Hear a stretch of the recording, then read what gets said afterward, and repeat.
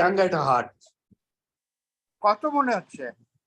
তোমাকে দেখে আমার মনে হয় 20-22। I am running 60 না, ধরে রেখেছি। Good morning, good afternoon, good evening to all the Praktani brothers from around the globe. I welcome you all to the 44th Adda session. The idea behind organizing this Adda session is to bring all the alumni together and provide a platform where they can meet and make the bond more stronger, along with providing knowledge which they can use in their life and progress in their career. So in light of that, today we bring to you Adda on the topic future of the power grid. So I would like to now welcome the moderator for the today's session, Manasda from 1996 batch. I request Manasda to kindly take over the stage. The stage is all yours, Manasda. Hello guys. I'm here to introduce Raj, and Raj joined Vidyapit after 2 years after me in 6th grade, 91. And he was the chubby boy. He's still a chubby boy. He's the first chubby boy of our batch, probably. We three were good friends. We were three friends, me, Raj, and Sharup. And we were, I think, in the whole batch, there used to be a computer science class. We had a formal computer science class. I don't know from which year it started in Vidyapit, but we were lucky to see computers those days. Not every school had that, probably. We had those BBC microcomputers, and we also had the 286, 386, and we had seen Pentium because we were there till 95. And it was a great excitement. It was not excitement for everyone, though. I mean, there were just 3 people who were interested in the computer science. Teachers were not so good. They used to teach, but teachers were friendly.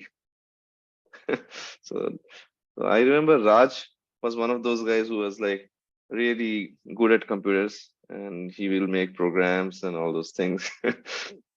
That's the serious part of it. He was a serious guy in studies and all that, but the mischievous part was he got caught by Shakti Maharaj once, being in the, so we actually got the keys of computer science room from our teacher Asimda in those days, and it was like we were not allowed in the computer science room for long. And Shakti Maharaj, when we were inside that computer science room, I think Shakti Maharaj was doing rounds outside, and we were like, oh my god, if we get caught, what will happen?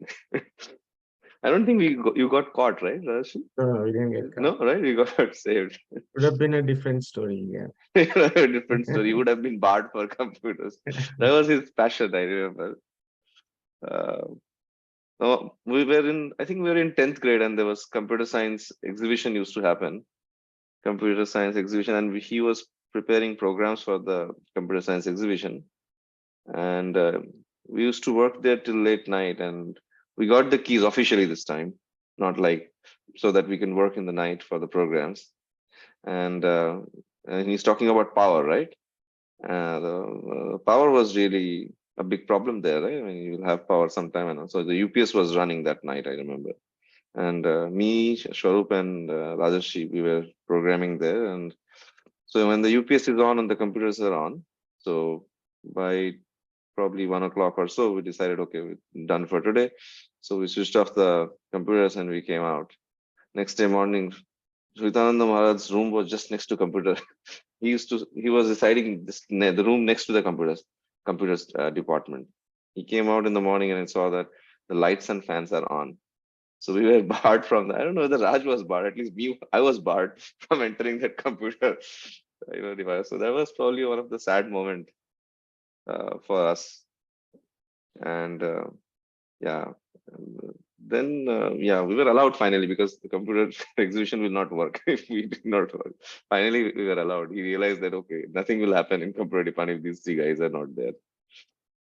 Yeah, I mean, Rajarshi was really interested in computers right from the beginning. I think he worked in Infosys in past. He did his electronics engineering from VTU, right? And he was probably a gold medalist. Yeah, he was a gold medalist of university.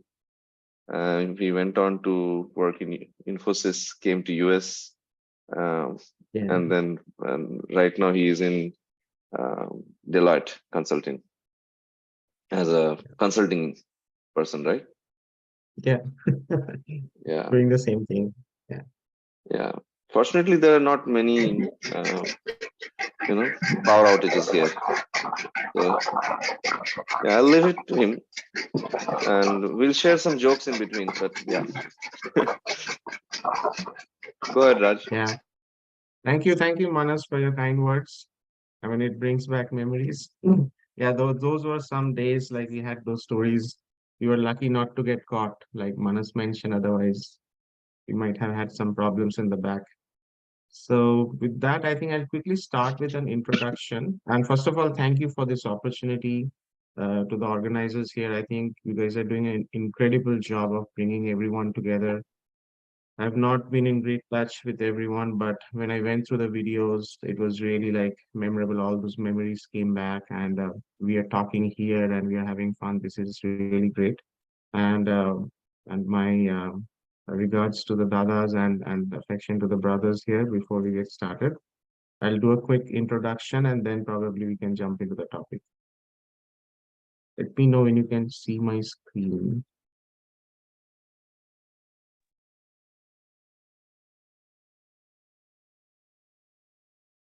Can everyone see my screen? Yeah, Dada, it is. Yeah, I'll just do a quick personal introduction. I think Manas covered most of it. So I live in a city called Chino Hills, very close to the Los Angeles downtown, with my wife and two sons, and we have a dog for the last 1 year. His name is Pixie. And yeah, of course, after school, it was college, and then work. Then we had married 2008. I have two sons. One is 11 years old, who's going to turn 12 this Thursday, and the other one is 6 year old. Manas already mentioned that I worked for most of my career. I worked with Infosys, then moved to Infosys Consulting Inside. So that was around 19 years, and then I joined Deloitte last year, April. So it's a pretty similar transition, not much of a change. On the personal side, I mean, I have a lot of interest in cooking, and so does Manas. Sorry, did I lose the screen? Yeah, you lost the screen because you started Yeah, talking about I've cooking, put. right?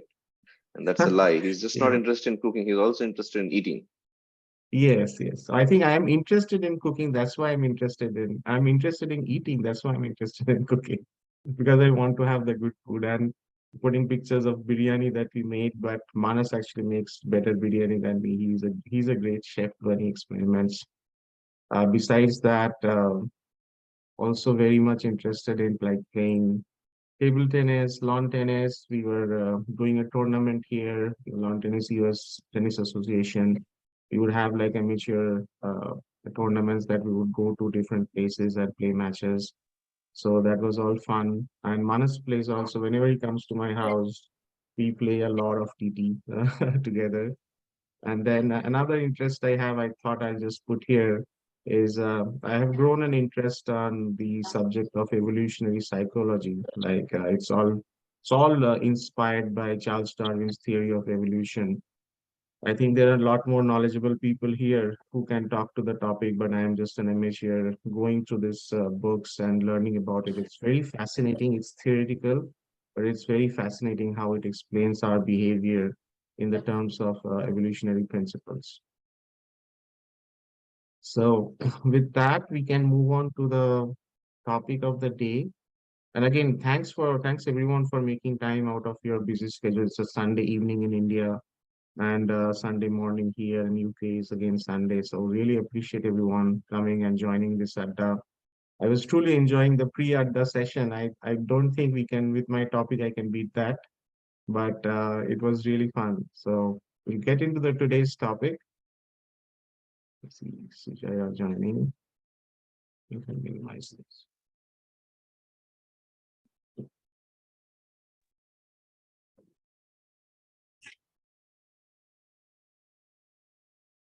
Might have to stop share. I don't know why.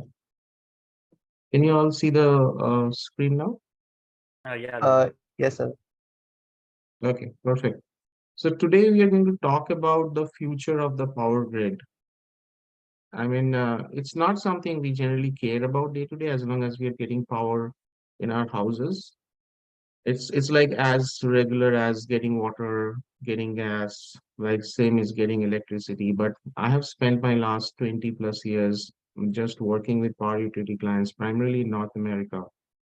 And the scenario is changing quite a bit. It's difficult to imagine like we have lived in a certain way for the last 100 years, and now we are shifting to a completely different realm, and this is going to be different for us and as well as the future. So I'll just try to give a glimpse to what is the change. I won't make it like too technical and too deep, but I will welcome any questions you have. If you have any specific areas of interest, I can delve deep into that.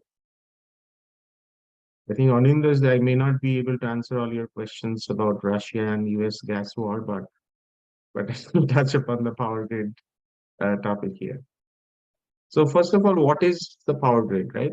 So power grid, in very simple terms, has four components to it. First is the generation, where the power is generated, electricity is generated. These are the like the coal generators or the nuclear generators, wind farms, hydro farms, where very high voltage electricity is generated. And then they are passed through transmission lines over thousands of miles to different areas. And then we have like distribution networks. So even though distribution network would not span over maybe 50 miles, but that is the biggest portion of it. Just imagine, think of like a nervous system where, or even a, blood circulatory system where the arteries are coming and then it's going to all your different portions. So the distribution network is responsible for taking that energy from transmission, stepping it down, and getting it to our houses. And finally, the consuming part, which is our houses, factories, stores that uses this energy on a day-to-day basis. So in very simple terms, that is the power grid. We'll talk a little bit about the history of the power grid before we get into the future of it, and just see what journey we have come before we see where we are heading. Yeah, so we'll talk about the history of power grid. So as the story goes, I think back in 4th September 1882, 3 p.m. in New York, Pulse Station, Manhattan, that switch was flipped. Thomas Edison was behind that when the station lit up, and that's how the first electric network was created. It was such an uh, unseen, like it was not a very popular event. Like you can see, this is a snippet from the New York Times from that day. It's showing on page 8 in the miscellaneous section. So nobody really cared about what was going on, but eventually it changed the world. And if there's a story that I've seen, I maybe it needs to be validated even more. Like even before this, Thomas Edison was trying to experiment with electricity, and he was not getting the opportunity because it was heavy investment in those times. It was an experiment. So JP Morgan Chase, who was the junior JP Morgan, he helped Edison. JP Morgan's dad was very conservative. He did not believe in experiments. He believed in hardcore banking business. But JP Morgan was a little more adventurous. So he helped fund Thomas Edison put the wires together and first time like light up the bulbs in his own house. This was even before 4th September 1882. And then they had a small party where all the friends came. So that's how the story started, and then everything is history. Like the whole world has moved to electricity. Nobody remembers the days where we had like light lamps and used kerosene and everything to use for light. Yeah, like I was saying, there's been a journey. It started back in 1882. Since then, a lot of the things have evolved. We moved from that DC power grid. We all know the story about the war between Thomas Edison and Tesla, the DC and AC war. So Thomas Edison was very, very popular, well known, and he supported DC, but his own protege, Nikolai Tesla, he was supporting AC, and they parted ways because they did not agree with each other. And Tesla was having a very hard time getting funding for AC, which finally he got. So there's another guy, again, went into the pages of history Westinghouse, who funded the first project for AC. This was putting the power lines to Niagara Falls. I think that was in 1892 that he did, and that's how AC kind of won the war against DC. And there were a lot of like crooked things also happened during that time. That Edison tried to put Tesla down and say that AC is dangerous for everyone, even like electrifying people. That's a dark side of Thomas Edison's life. Even though he was a great scientist, but he did terrible things to prove Tesla down. I think I'm probably repeating a lot of the things all of you know very well, but that's just the story behind how the power grid started. And then from there, this is more of a timeline from the Western world. It happened equally in India, Asia, everywhere. That is not being shown. Today, we are talking about electric cars, solar panels, home fuel cells. We'll get to that in a minute, but we have come a long way from 1882 to where we stand. So this is how the grid evolved. The question is, why do we need to change now? And we have had the grid for more than 100 years. So why do we need to change now? What is wrong with the grid? And we have been like, I think Samir was mentioning before the call, the power situation has improved quite a bit. We don't have those power cuts, load sheddings that we used to experience in our childhood. So what is the need for change? I thought we just got to a good place now. So I got this video from YouTube. Maybe we'll play a portion of it. One of the big reasons that is driving this change is the climate impact. So we'll take a moment to go through this few minutes.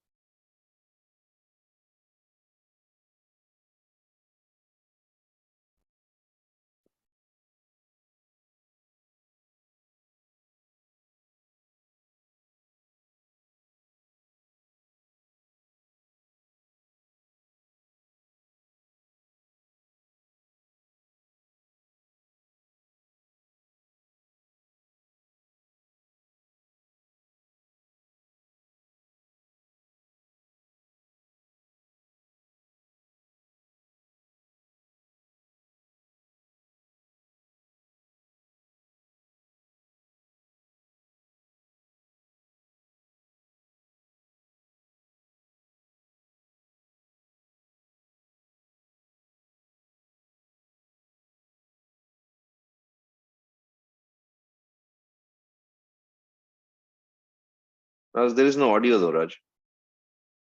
You don't Oh, I'm expect any audio, sorry. right? Yeah, there is audio. You're not able to hear the audio? No. Okay. I think probably we'll skip this portion, then I'll just quickly give a summary. So IPCC was a panel that was recently created. I think it comes under United Nations, which is Intergovernmental Panel on Climate Change. They published a report in 2022 where they are quantifying the impact of climate change and what's behind it, and if we don't do anything. And I mean, the story is same that if we don't do anything, there is a pretty dark future ahead of us, but they have now very strong evidence supporting all that story, which is now able to move the needle, like make a lot of the governments get behind this and take steps and establish policies that help us. So one of the biggest factor here is the climate change and how, I think the entire global warming is taking place, and a lot of it is contributed by the fossil fuels that is getting used. I'll get to that in more detail after this. So one of the biggest factor is climate change. Let me move on. Yeah. So this kind of gives the carbon footprint, how much carbon is getting used, and this is tons per capita in the year 2021. So you can see like the carbon footprint is only getting, it's growing over time, and some of the Western countries are very heavily, having a very heavy carbon footprint. And if we don't change anything, this is only going to increase over time. So this just gives from the worlddata.org how much is the carbon footprint across the world. And even India, I know it's not showing among the deep reds, but since this is per capita, so the overall is pretty large, you can imagine, if you multiply it by the capita.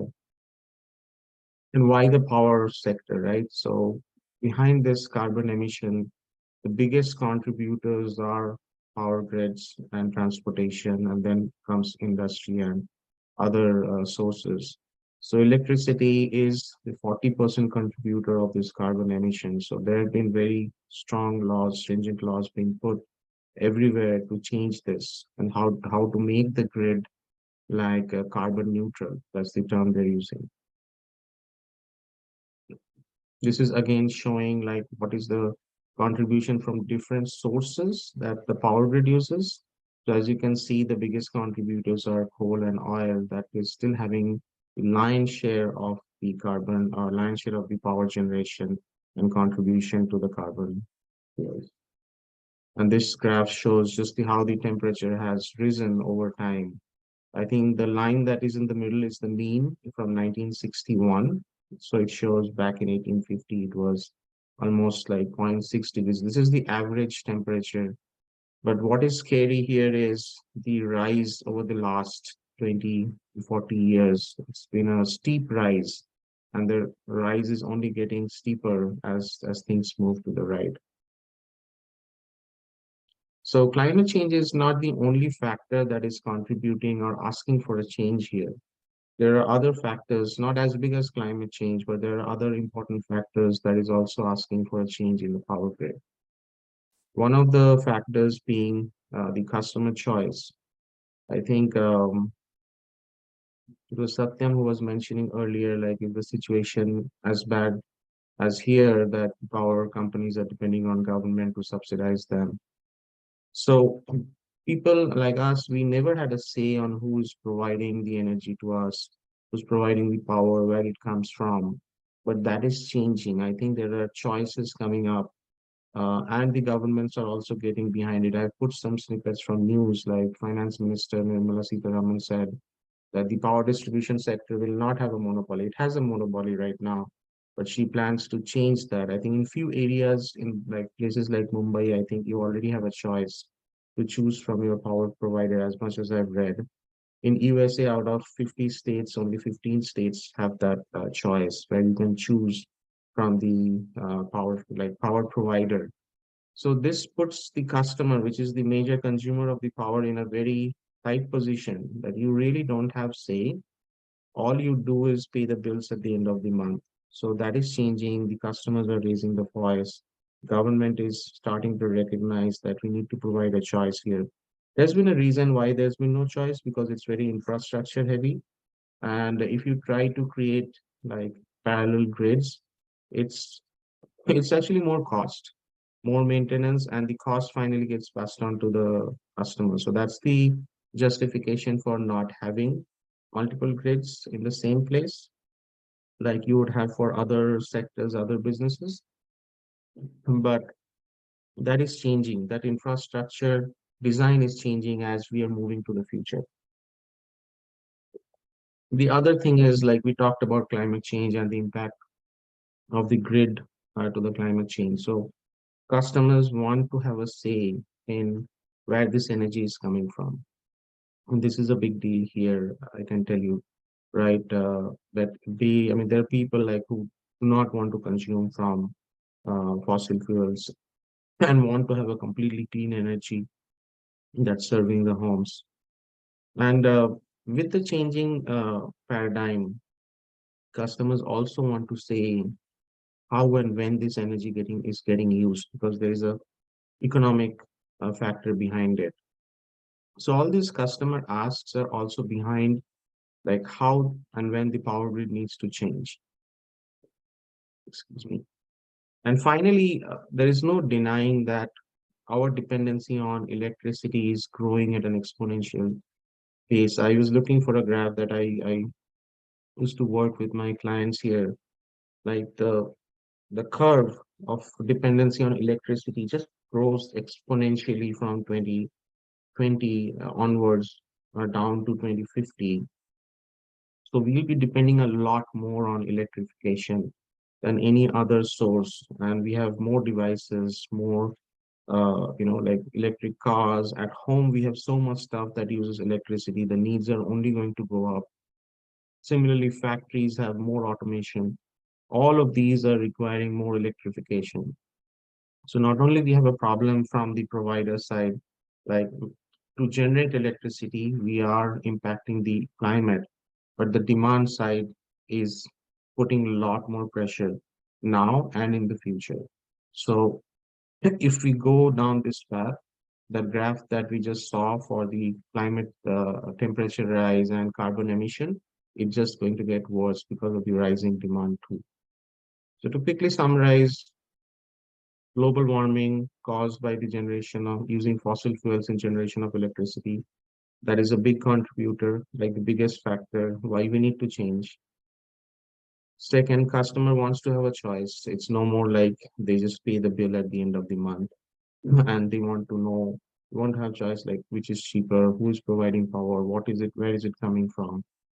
And then finally, the demand of electricity is just going up because of the changes in our lives, not only in like the residential way, but also in factories, the way we do work. So the demand of electricity is only rising here. I wanted to take a pause. I don't know, Bikash, if this is a good time to take any questions or any comments, or should we carry on and then have questions later on? Uh, Dada, you can take up as per your convenience, not an issue. Okay, yeah, I'll just take a pause. I try to describe the problem here, why we need to change the power grid, and hit upon some of the big factors. Just if anyone has any questions or comments, feel free to share before we move on to the solution part.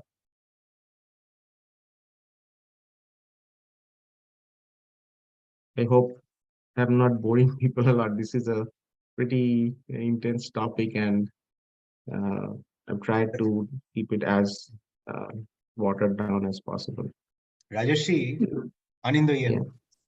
Yes, I mean, Very nice to see you in person in the today's day and age. words. So, in fact, I was having lunch with Shuja today, but I'll not digress. He's in Bangalore, so Yeah. look forward to catching up with you there as well sometime soon. I Yes. have a very simple question. Sitting here from Yeah. afar, why is the extremely high per capita consumption of electricity or energy in the Western countries not a problem? And why is It this is a issue problem. always free? Why is so for example, last 2 years we've had COP this, COP that, a lot of summits. Mhm. Everything Mhm. seems to be framed from the perspective of the absolute emissions, which is right in its own way. But I don't read anything about, say, the US, whose per capita energy consumption must be some 10 times India's, I'm sure. And it is also twice that of European countries, is what I remember having read. So why Yeah. is the US not being put into a corner and asked to reduce its per capita consumption? Because from most of my friends, family, people who are there, we hear about appliances being on all the time and etc. etc. Mhm. Anyway, that was my question from afar. Yeah, yeah. Very good question, first of all. And I think it's probably my fault I did not convey the message correctly. The per capita consumption of electricity is a much, much bigger problem on the West than anywhere in India or anywhere. So I think I had a graph which was showing earlier. Yeah, this one. So as you can see, like United States, Canada, or parts of Europe, or even Australia, they are like you said, 5 times to 10 times higher than anybody in India or in other countries. In Africa is way less because of this past thing. So it is a big problem. So that is why there is a lot of push. I think it's only political reasons that things have not moved or have stuck. Like you know about the Trump government that was there before. They were completely against renewables. After the government change, there has been a strong push to move towards renewables. So it's oscillating. It's purely political reason, but this is a pretty serious issue in the West. I mean, nowhere probably, I mean, talked about a lot, and there have been like policies. I'll get to that shortly, but no way this is a smaller problem here. It's much bigger than in India or any other part of Asia. Did I address your question and concern? Did I lose you, Anil? Anindra, you're on mute. I hope it's not Trump in 2024, but I hope Biden listens to you and you get his audience. So Yeah. No, it's a big thing, and we as being consultants to the power sector, we can see the money pouring in. Like there's billions of dollars being invested just because the government is behind it now, and they are providing a lot of these, grants that is helping the power sector. Even like very conservative states in US, they didn't care about this, but since the government is pumping in money, why not take the opportunity? So they are moving, but things can change overnight, like you said, in the next year when the government changes. But yeah, I mean, US has not been traditionally quite behind this initiative. They have been like on and off. I think Europe has been a lot more stringent on that. But I'm hoping I can see things are changing and hopefully things will fall in line. But we see a lot of investments in this space right now. So Yeah, it's a but busy. Go ahead. Raj, but per capita consumption is not on decreasing. It's going to only increase here. I don't think it's decreasing by any choice. That's a No, different the matter how you produce the electricity, whether it's coming from coal or oh, nuclear, right, coming from right. renewable and all that. But I think there is no focus on reducing the per capita consumption in US. I don't see that happening. Well, there are No, pool lanes so that you can drive three people together. It's not more, it's about usage of renewable energy, but there is electric vehicles coming. So there is more and more load on the electricity, right? So I don't think the consumption yeah, is going to go down by any choice. And there is no push for right. That that. I is don't see that. no, that is true, Manas. I think that graph was showing per capita carbon emission in tons per year. So that should go down, but I agree that there is no push or no even strong reason right now to reduce the demand. US, like everybody knows, is a capitalist country. They see business in every problem. So yeah, they're not going to bring down business opportunities. And when electrification demands are going up, but they want to address the source of that energy. Yeah. So you're right. The demand is not going to go down, or there is no plan to bring it down right Yeah, now. still the houses are being built where there is one switch for 10 lights. Yeah. That was the And I think like striking difference. Anindo mentioned, which is like anybody coming from India would notice, like a lot of these shops, they're closed, but they're like lit, like 10, yeah. 10 lights are, lit up in the store, which is closed, but the lights are on. The big fountains on the roads, they're constantly pumping water. They take a lot of energy. So that sensibility is not there to be, sensible about how to use energy, I think.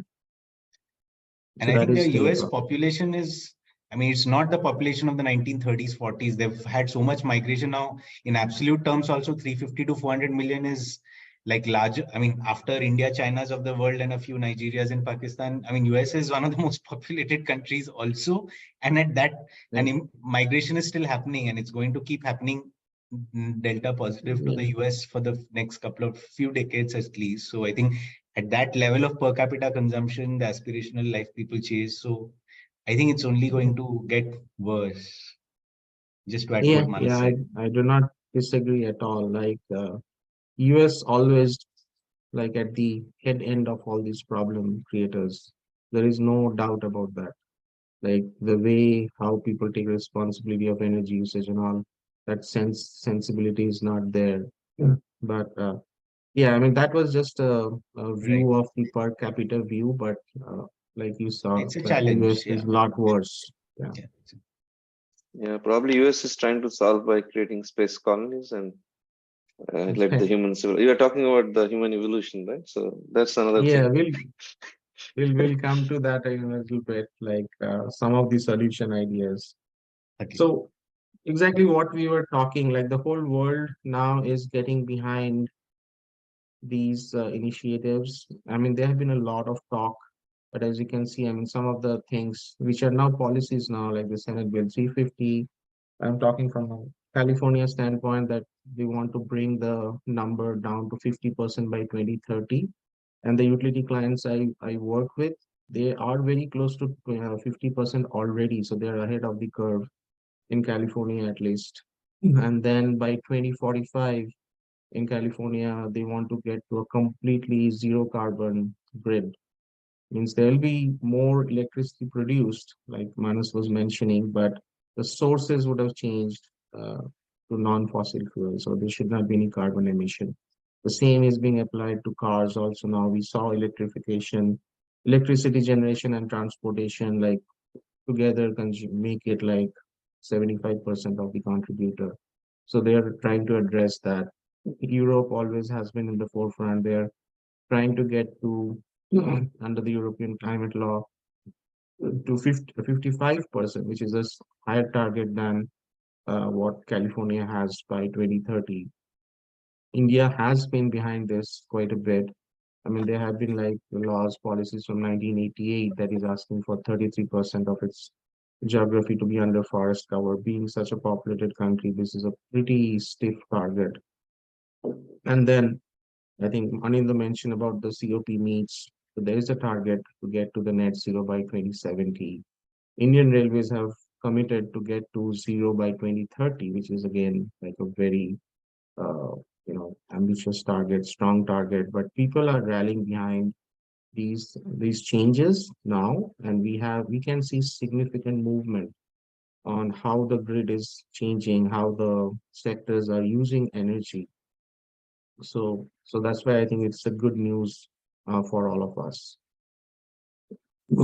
Now, I mean, this is just an imaginary view I created, taking pictures from Google. So what does it mean to us? I tried to create a picture like we have been going in a path for the last 100 plus years, given 1882 was the birth of electricity, the power grid. I think our generation, specifically everyone here, we stand in a very, very crucial situation, crucial point here, where we are kind of holding that stop sign that I've drawn there, that we are saying we acknowledge the problem.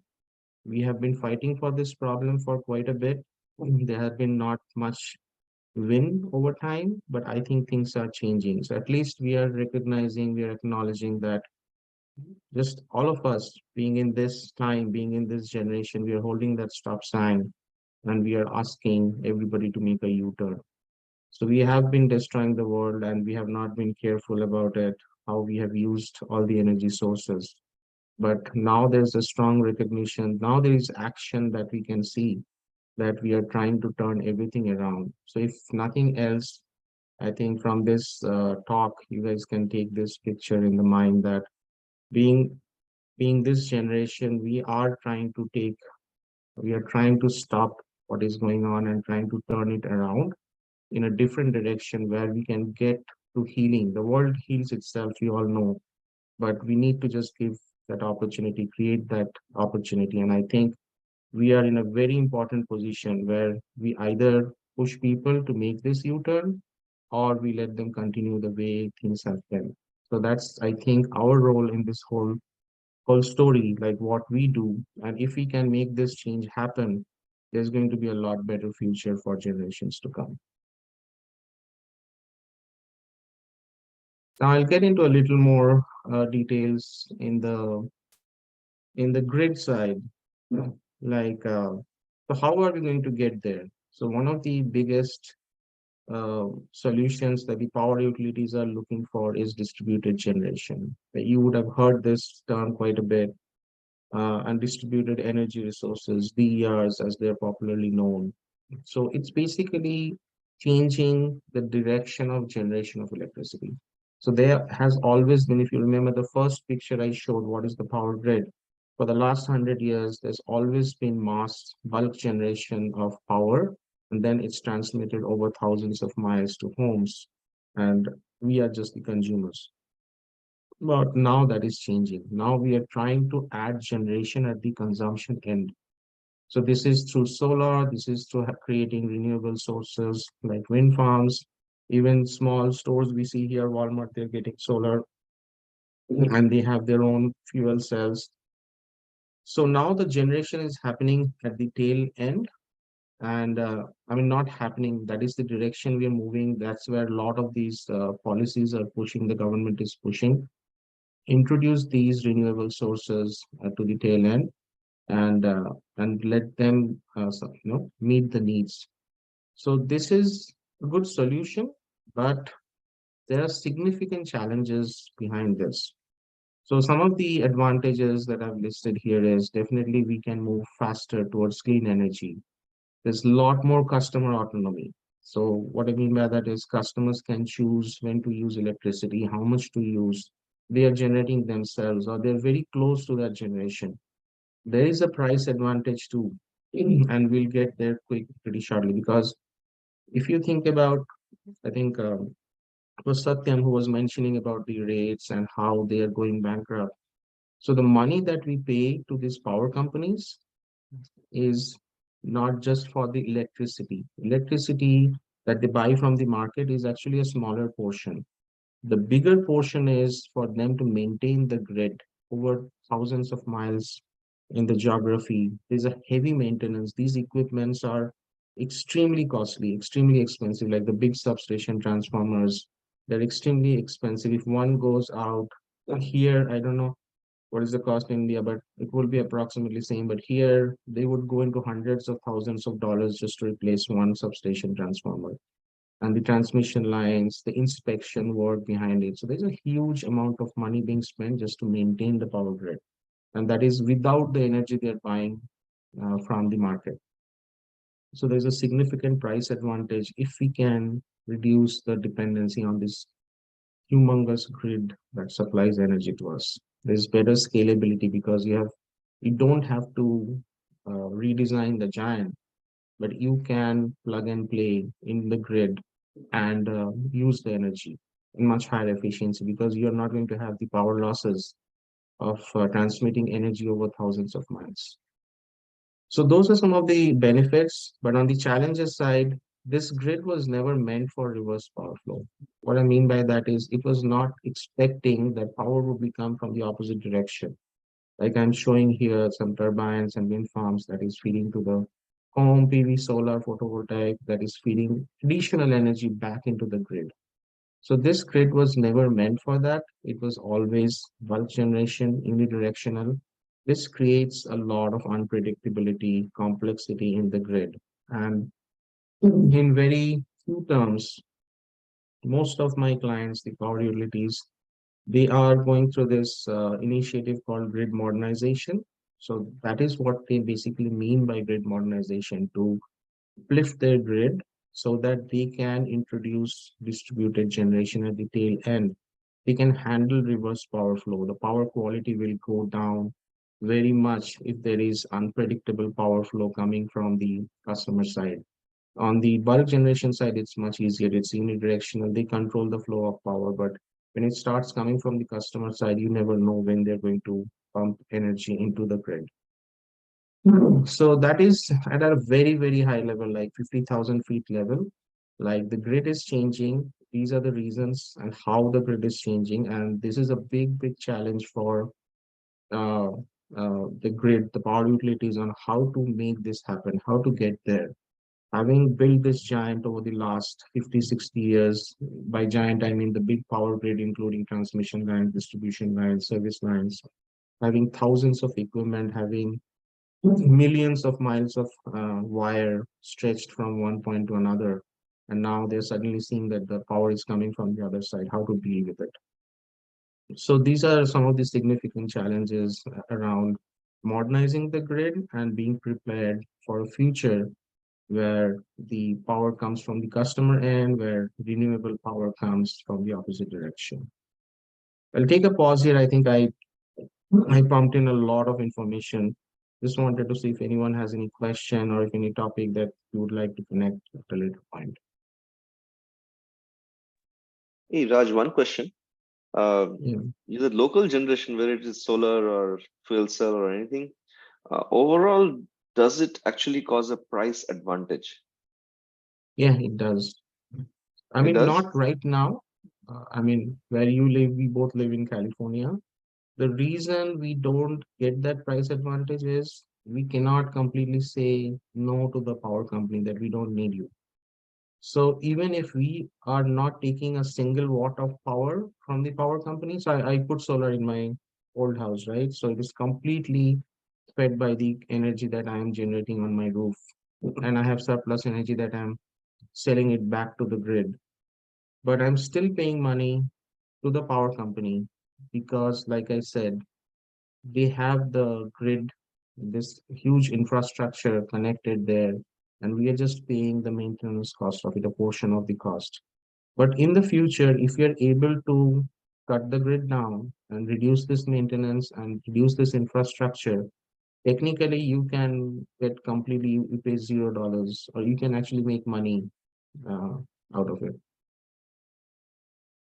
Okay, so Did what I you are answer your saying question? that having your Yeah. local infrastructure, the cost of the upfront cost or whatever you are probably prorating across multiple years, Yeah. the cost of that solar panel or whatever it is actually going to Yeah. be cheaper than actually buying it from the Yeah. uh, it's going to be cheaper. Okay. Buying it from the power company. I mean, I already did those calculations before putting solar in the house. But yeah, I mean, it is going to get even more cheaper if we can reduce that dependency on the grid. But right now, even with the cost money that we are paying to the grid, it'll be still cheaper. Because just imagine that you are not going to be responsible for maintaining, financially responsible for not maintaining those huge substations, those millions of miles of transmission lines over running over the country. So you are no more responsible. There's a huge cost savings there. Mhm. But and that is one of the things that we'll get to it, that the economics behind this is significant, and probably most of us are not ready for that. Any other question? Yeah, Dada, this is Vikas. I just wanted to ask, like, at present, like, India sells like energy to Bangladesh, and like Bhutan also sells to India. So with this microgrid, like which we want to like implement in the future, so will that be possible? I think that that will pose a challenge to us. Yeah. I mean, don't think of it from an India-Bangladesh standpoint. Think of it like this is business. Like somebody is selling, Bangladesh selling cotton to Indian textile industries to make garments. There is one company that makes your clothes, the other company makes the cotton for it, right? So that's how the business is divided. Somebody who generates the energy, they sell it in the market, and somebody who transmits the energy to the customers. So yes, the economics uh, behind the person or behind the company or for the company who is generating the energy is going to change significantly, because if people start generating their own energy and start putting in money, it's a very different story. So it's going to change drastically. But there are a lot bigger forces like the politics and the businesses who give like millions of dollars to keep their businesses alive. So all that is going to be the road bumps that we have to go over. But technically, yeah, you don't have to depend on all this. And the economics are going to change, and how you create energy, how you sell energy, all of that is going to change. Okay, Dada. Just like the example of your cotton and garments, if somebody starts creating his own clothes at home, he would never rely on the stores. The retail industry will go down. The supply chain, you don't care about the manufacturers because you're doing it at home, something like that. Okay. Any other question? Okay, great. Very good questions. Just I one mean, info, Raj, yeah, one info, right? Which is actually supporting this energy cause. So in California, at least, right? All the new yeah, homes, the builders have been asked to put the solar panels ruling. yeah. So that helps California is actually. very aggressive. Yeah. And they have that goal I showed you, right? 2030, 55%, 50% has to be renewable, and then 2045, it has to be zero. So California is forcing people to use renewable. They don't have choice. I think they will stop selling the gasoline run cars after 2035. So they are kind of pushing towards that. Okay, sorry, I think my screen is stuck. Okay, so I think somebody did bring up the concept of microgrid. So there are different newer models, like the power grid model that I showed in the beginning is the traditional model. But the newer solutions have two different formats. One is the microgrid, the other is the macro grid. So I'll just give a very high level example, not get into much details here. The microgrid is, just imagine like our Vidyapit starts installing solar cells, and the solar cells, if we imagine Vidyapit and all the thams as a small city, and the solar cells that we're putting in Vidyapit is meeting the needs of all the power requirements within our school, then that becomes a microgrid. Basically, it has its own network inside internally to meet its energy demands. And then imagine it like a plug and play to the bigger network that the government is or the power company is providing to their grid, that it can run on its own. If something goes wrong, it can plug into the larger grid and draw power. And even more, if it sees it is generating surplus power, and if the power company is ready to buy the power from Vidyapit, then Vidyapit plugs in to the grid and sells the surplus power. So that is the concept of microgrid. Like at a very simplistic level, we are decentralizing the power generation. So the power generation that was happening in the middle and being pumped to everywhere is now happening at the tail ends, and they are meeting their needs. And if there is surplus power, they're just feeding it on the other side of the grid, so the grid can use it to transfer where it is required. Does it make sense? In any question around microgrid? So this is a big change, and how you can make small portions of your network plug and play. They can go offline, they can go online, and how you make it. This is a big change. Whereas macro grid is a different concept. Like, and I think I was seeing some talks from Narendra Modi. I think Modi is a supporter of macro grid, at least in those talks. I don't know if things are changing now, like the one world, one source. That's an initiative. So what it basically means is you put your generation in one place. Like in the example we are showing US, they're putting the wind farms across the coast of New York, and all the energy demands of the entire country now and in the future will be met by that. And there will be a power grid just transferring that energy from that source to all the states. There was a pretty interesting talk, like UK, they spend a lot of money. So they had a suggestion that they would put their solar cells in the desert of Morocco and then just draw transmission lines from that power station in Morocco to UK that would supply their current needs and future demands forever. The challenges there are, think about, first of all, building that power station in a different country and then drawing that line across the boundaries of probably 6 countries before they get it. So macro grid, I think, is more difficult to achieve. It still serves the same purpose, and it also helps. Like solar is not something that can be utilized everywhere. Like being in India, we never have problem with sunlight, but if you go to countries that are further away from the equator, closer to the poles, they may not have a lot of source of renewable energy if wind is not there and water is not there. So there are countries who don't have a choice to move to a microgrid configuration, but rather rely on something like macrogrid if we have to make this transition. So what the future holds like is still uncertain. There is, at least I'm seeing that in US, there's a lot of push to go towards microgrids because this is more cost efficient and also easier to achieve from a political standpoint, because you're not now, even in US, there are like 3 large grids. On the West Coast, we have the Western grid.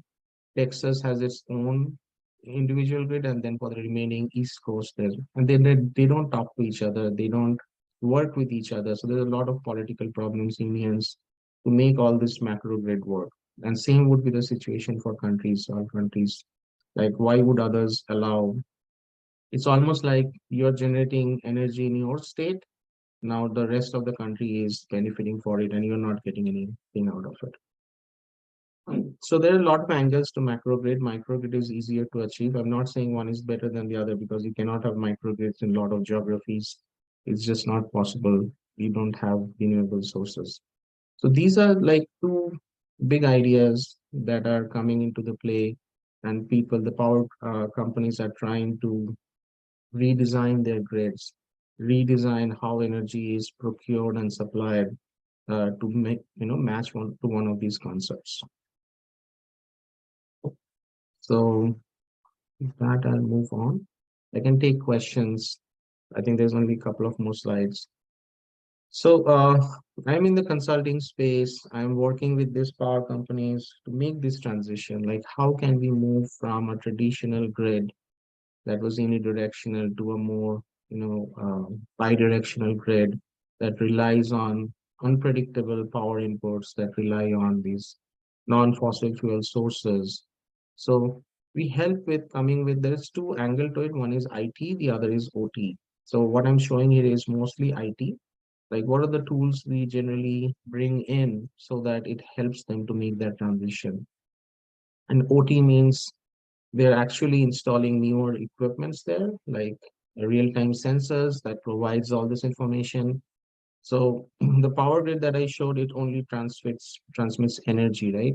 But they're almost building a neural system, almost like a nervous system on top of that grid.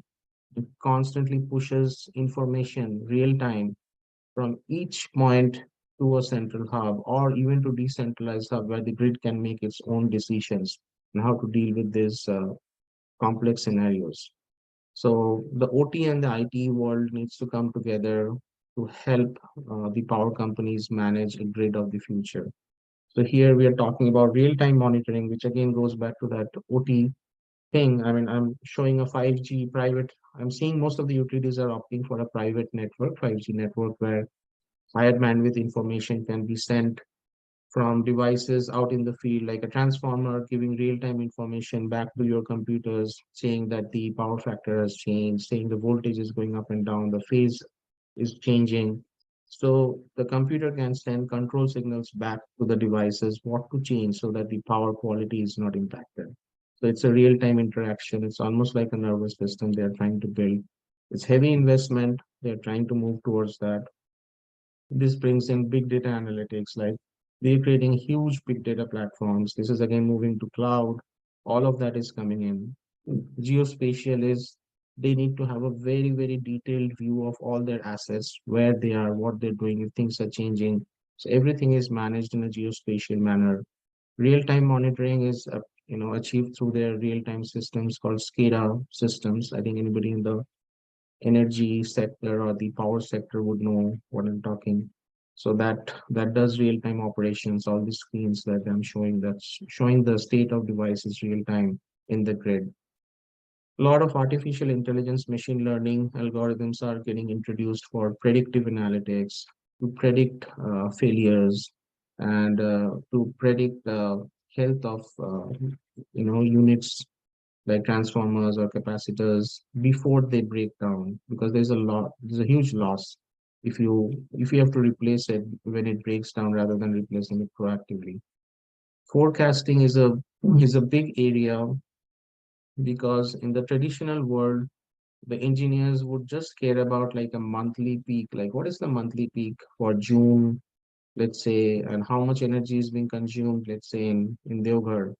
So we will design the grid and make sure that the grid is able to support that. But with all the renewable sources coming in, that peak demand and load fluctuates very heavily. So they are building like an hourly basis. We call it profiles, 8760 profiles, which is basically 24 hours multiplied by 365 days. So they want to know, they need to know what is going to be the demand at a certain point in a particular city for a certain year. So they are creating forecasting models that in 2035 in Deoghar, in Vidyapit, if there's a transformer next to Matridham, this is the load forecast I see in 2035 in the month of June. And they will design the grid to support that. So that's a big transition for utility companies, power companies, to go from a monthly peak to that hourly kind of forecasting model. The last thing I'll touch upon is the energy markets. So there's a lot of economics behind this. We never cared about like selling and buying power, right? Because the power companies did that for us. All we did was pay the bills at the end of the month. But now with this renewable sources, with your own sources installed in your house, you have opportunity to decide when you want to consume power, when you want to sell power back to the grid. So I was giving the example of my old home. If I use less electricity during the night, I make money. And if I'm able to sell electricity back to the grid in the night, they are actually paying money back. So I can almost make my bill zero or even make money from the grid, depending on how you are going to, if you're following the economics, you'll make decisions that will help you save money and be more, operate in a more optimized way. Customer experience is again that everything to do with the customer. The customer needs to know about this, needs to engage with the grid, and needs to operate in this new world. So there's a big change in the customer experience space. We'll take a pause here to see if there are any questions around microgrid, macrogrid, and some of the tools I just mentioned about. Okay, I'm hoping not draining people out here. So this is the last thing I have. So what it means to us, like, I mean, what do we take away from this conversation? How do we prepare for this change, basically, right? So a few things I just put here, very, very basic, high level. It's probably anybody can think about them. Going through the content that I already shared is one is definitely we need to increase the awareness around the changes that are happening. So if your power companies are adopting new policies, if your government is creating new policies of how the power needs to be distributed, we need to be aware so that we are preparing for it, because it is happening as we speak. Since those bills are passed, those policies are put in place, those changes are coming. If not, some of them are already there. So we need to make ourselves educated about it so that we are ready for this big transition. Secondly, I think Manas was touching upon this a little bit, like just as a generation, we should start reducing our dependency on fossil fuels. It's not only it's going to be impactful to the nature or the environment, but it's also going to cost more. There's going to be a heavy cost over fossil fuels moving forward, and there will be a better alternative, cheaper alternative. So if we are making decisions in life, like for 20 years, 30 years down the road, let's evaluate it from the perspective of renewable versus fossil, and whether we are making a decision that has lesser dependence in the future. I mean, a simple example is EV. EV is not that popular, but I'm just giving an example that maybe 10 years down the line, that is something we need to think about. If we are going to pay a lot more for gasoline run cars versus EV cars. Of course, I already mentioned influence future decisions towards clean energy. This is like general, any of the decisions we're making, whether we are doing a lot of travel, whether we are investing in farms, whether we are buying property, keep this clean energy change in mind because it's going to impact us in some way or the other. And then finally, like I said, we have not been active participants in the energy market, energy trading, but we need to prepare ourselves, like to have the right tools and the knowledge so that we are able to participate in this energy economics, because energy is no more going to be generated at a central place and just distributed to us. It's going to be everywhere. You probably will be having energy stations in your locality, and you will create a microgrid if you're staying in a, like in Calcutta we call paras, mohallas. Your mohalla might have its own source of energy, and they will distribute the energy to your mohalla. And how you participate in that, what is your role in that, what is the cost of that, we need to be aware and prepared for that. So that's pretty much I had. If there are any questions, I'm happy to take that. I think I'm over time here by 10 minutes.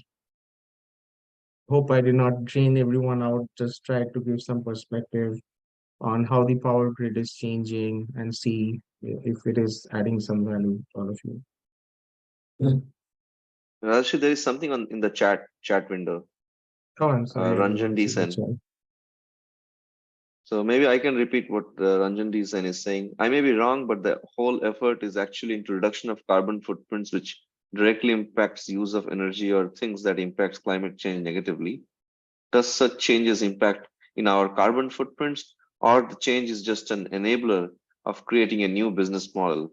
Except for reduction in using thermal energy, are these actions helping towards reducing the global temperatures in any ways? I mean, they are supposed to, as per the models. So I think the question, as I understand, Ranjan, is you are probably questioning the intent also here, right? Whether we are doing the right thing, or is this again another gimmick, politically driven, or business driven, that some people want to make money. Uh, I think there is strong evidence that this will change. I mean, climate change is not real time. It takes time to see how the carbon emissions, the pollution levels, all of that go down, and that is being measured. I know in California it's a big deal. There is equally opposing forces to these changes. So I think it takes time, but just from that report, like that video I was sharing earlier, which did not have audio, just check the IPCC report. It's the Intergovernmental Panel for Climate Change. They came up with a report in like late 2022, last year. Just go through that. There is strong data points, strong evidence on how they're suggesting these changes will help us actually change the pointer, change the marker of climate change, weather change. I mean, it's a predictive model, right? We don't know. It thinks we might discover new things, but I think it's still in the right direction. We know that we are not going to add to the damage. Let's stop the damage, and then we'll figure out how can we make turn things around, how soon they will turn things around. And those things are a little uncertain, but at least we need to stop and start doing things differently. That's my perspective. Raj, can you throw some light on how, like over last 10 to 20 years, solar, right, has been Yeah. steadily increasing as a component, right, in the power, Yeah. and that will be a very good picture to actually show, right? Yeah, I mean, what we have done, like, what happens is these policies come in. I'm just telling from my client perspective. So they now have these targets of injecting solar in the cities. So we have this elaborate portals that tells us load usage. We call it like DR penetration. So we know exactly what is the current penetration of solar at any location and what is the capacity it holds to take more solar and will it meet its needs and future needs. So there is a marker, there is a measurement of data that continuously happens of how the solar is increasing. We call it queued capacity, like how much solar is already, like people apply for solar and they have a pipeline of solar, like what is coming in. Solar is becoming more affordable. I mean, it's so affordable. It's funny actually, like because of these government investments I'm talking about. For my old house, I paid good amount of money to get solar. But now, since the government is giving subsidies, what the solar companies are telling is, you don't pay anything to me. Let me come and install solar on your roof. Not, I take it back, not pay anything. Whatever you're paying for electricity, you pay 30% of that money to me. You never pay your electricity bills because they have so much subsidies and the financial model is so simple now that the solar companies are coming and asking that we'll install solar on your house. You will own it. We will take care of it.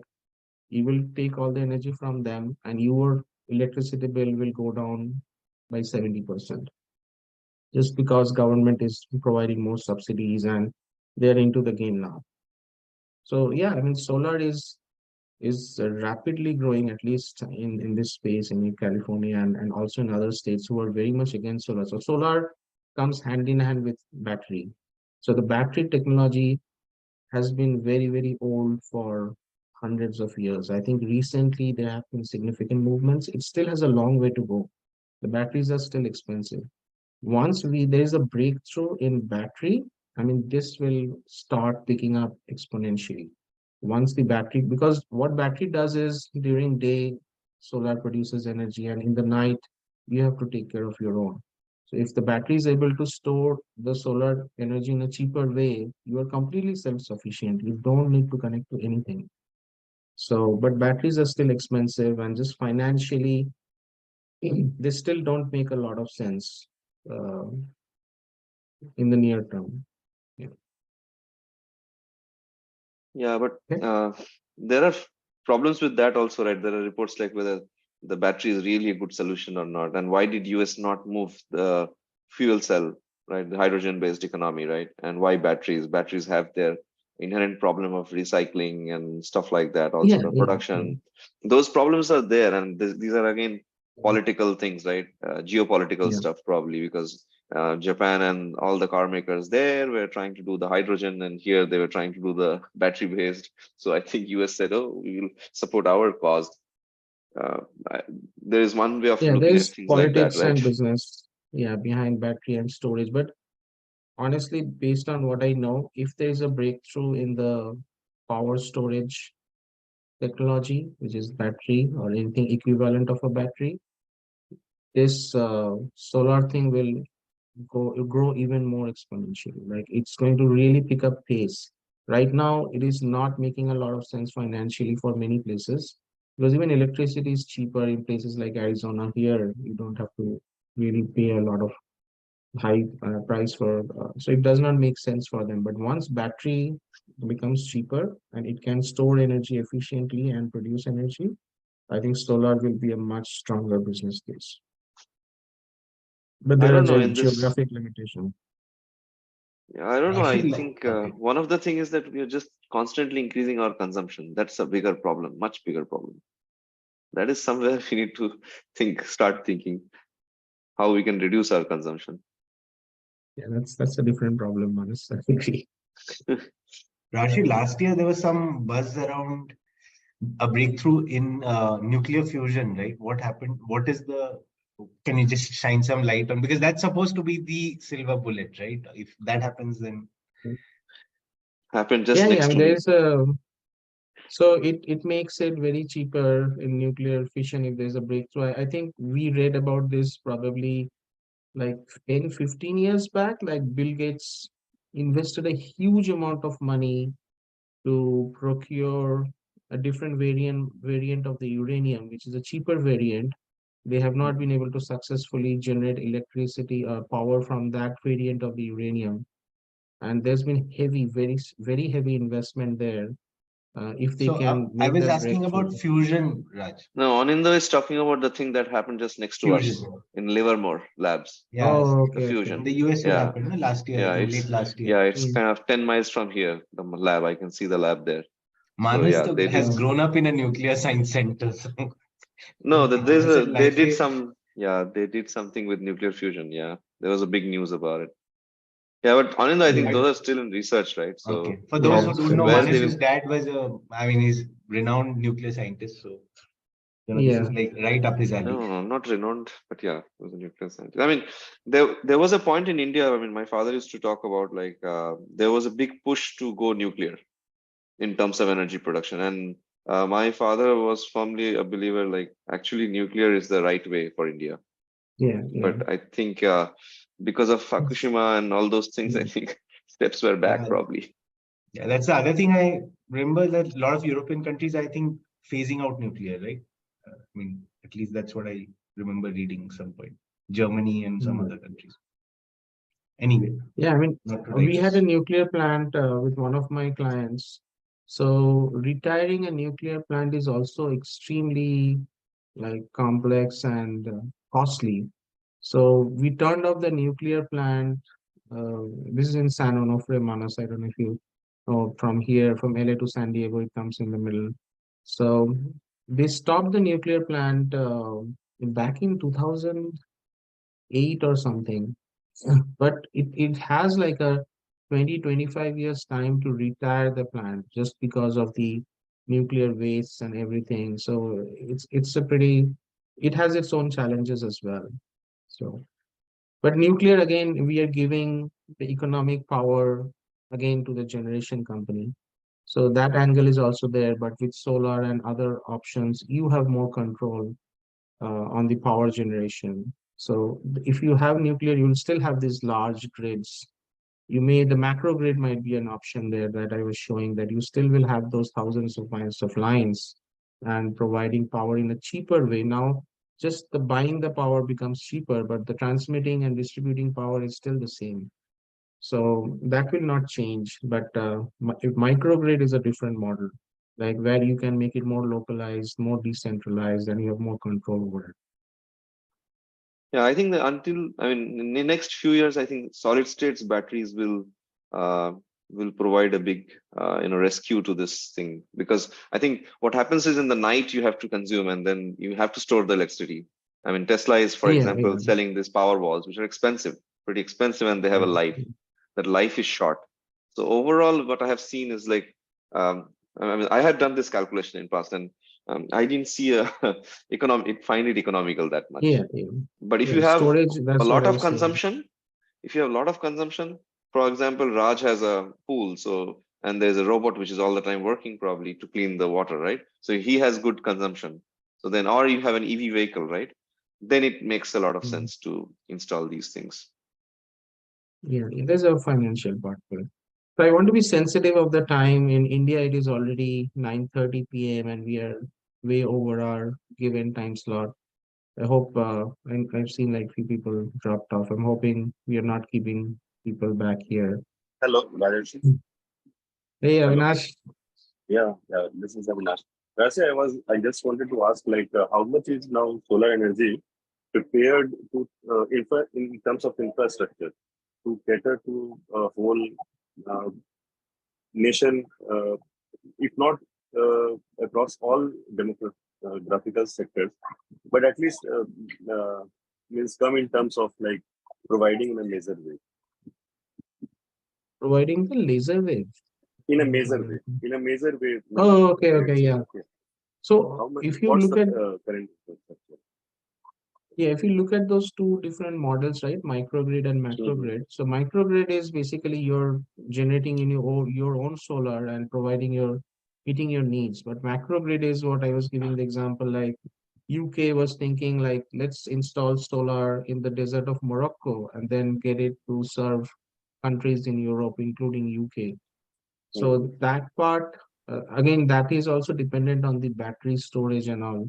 So that is not flying because of a lot of political reasons, but solar has advanced quite a bit, I think, because of the new aggressive demand now. It is going to grow more, I think. But solar has challenges also, like it is not meant for places away from the equator where there is less sunlight. You have sunlight only maybe 3 months of the year. The rest of it is cloudy and gloomy. So yeah, there is economic factors behind that. But solar is picking up, like Manas was saying, in California, you cannot build a house without having solar on it. It is as mandatory as having an electric meter or a water pump in your house. So depending on the geography, it is picking up. Okay. Okay, thanks. Okay. Yeah. Any final questions before we wrap up this session?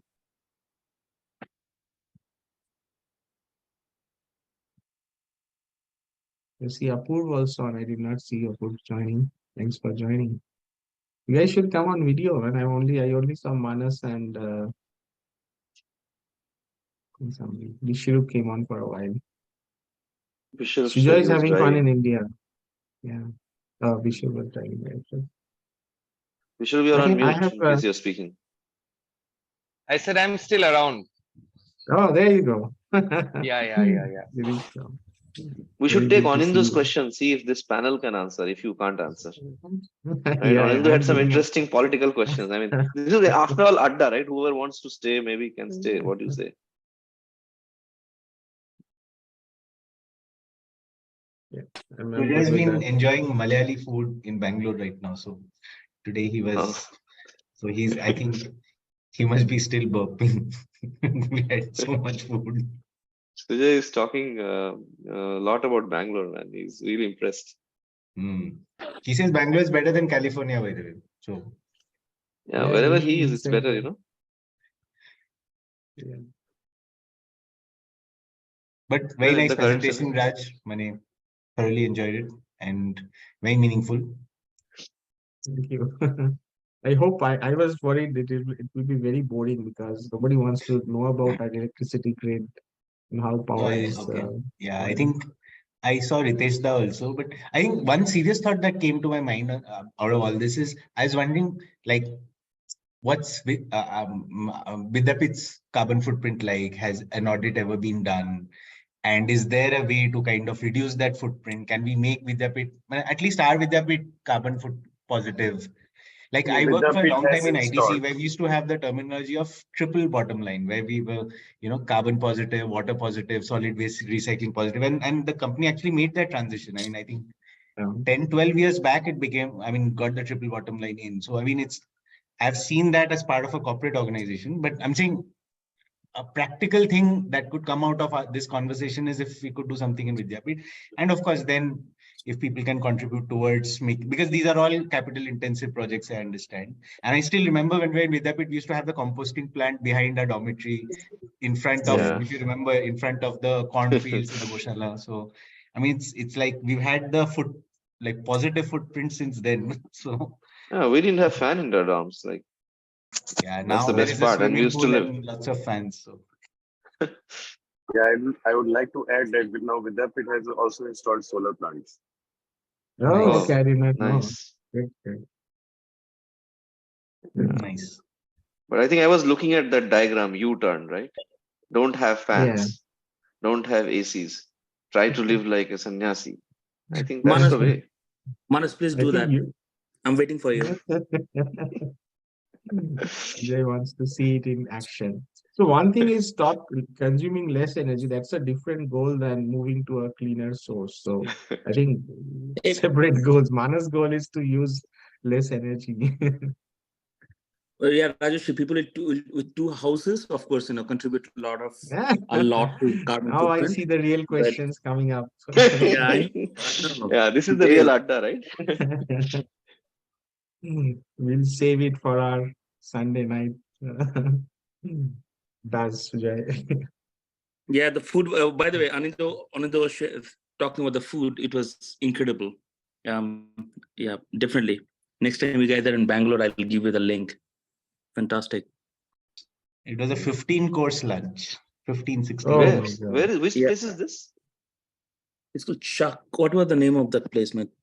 Chuck. I'll give you the Chakka name. Kandari. It's a Yeah, Malayali food place in Koramangala, very, very niche. famous. One of the top. Yeah, it's of on in those level. On those level. Yeah. Good, we have all this research done, so when we go there, we can just drop in to those places. Yeah. Yeah, I see Abhishek is on also. Yeah, Abhishek is there, but on mute.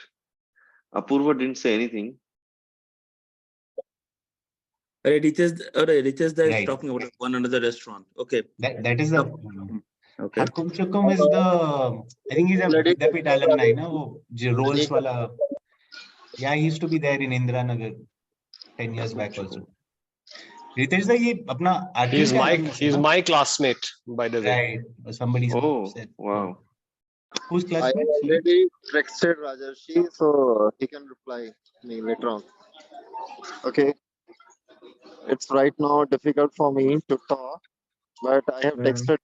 Maybe we can discuss later. Sure, Apurv, thanks. You texted me in the chat or you texted me in phone, I think, right? Probably. Yeah, definitely. Love to talk about it.